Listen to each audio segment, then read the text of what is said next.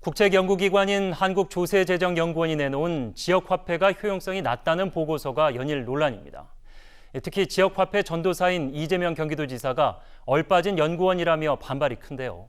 보고서 내용이 무엇이길래 이런 논란이 있는지 먼저 우승원 기자가 보도합니다. 한국조세재정연구원은 지역화폐가 지역경제 활성화에 큰 도움이 안 된다고 지적했습니다.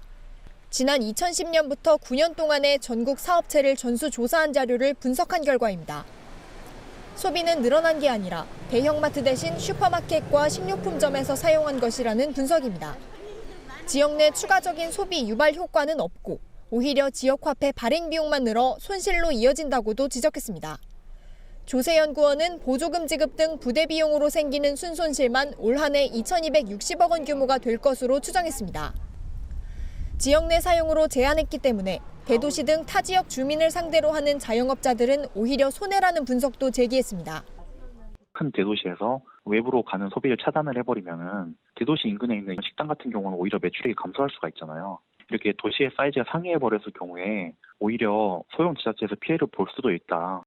지역화폐 사용처 대부분이 대형마트나 프랜차이즈 업종보다 가격이 비싸고 물건의 다양성이 떨어진다는 점도 한계로 지적했습니다.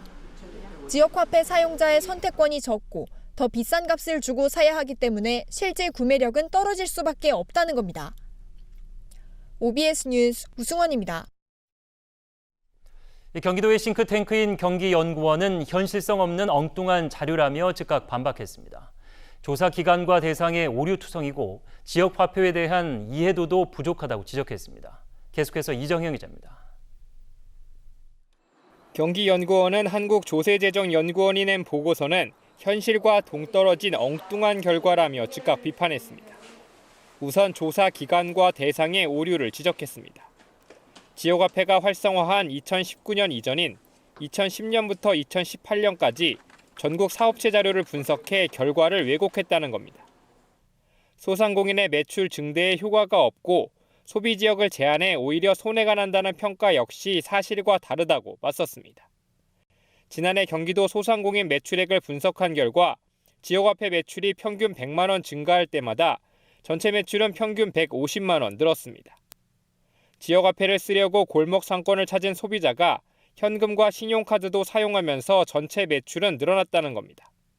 지역화폐 사용자의 선택권 제한 등 불편하다는 지적에 대해선 골목 상권 활성화란 지역화폐의 본연의 목적에 대한 이해 부족이라고 꼬집었습니다.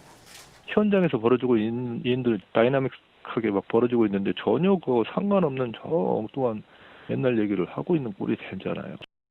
이재명 경기도지사는 얼빠진 국책연구기관이 아니라는 걸 증명하라며 직접 해명을 요구했습니다. 조세현 측은 객관적인 자료 분석을 통해 나온 결과로 다음 달 중 정식 보고서가 나올 것이라고 맞서고 있어 논쟁은 당분간 계속될 것으로 보입니다. OBS 뉴스 이정현입니다.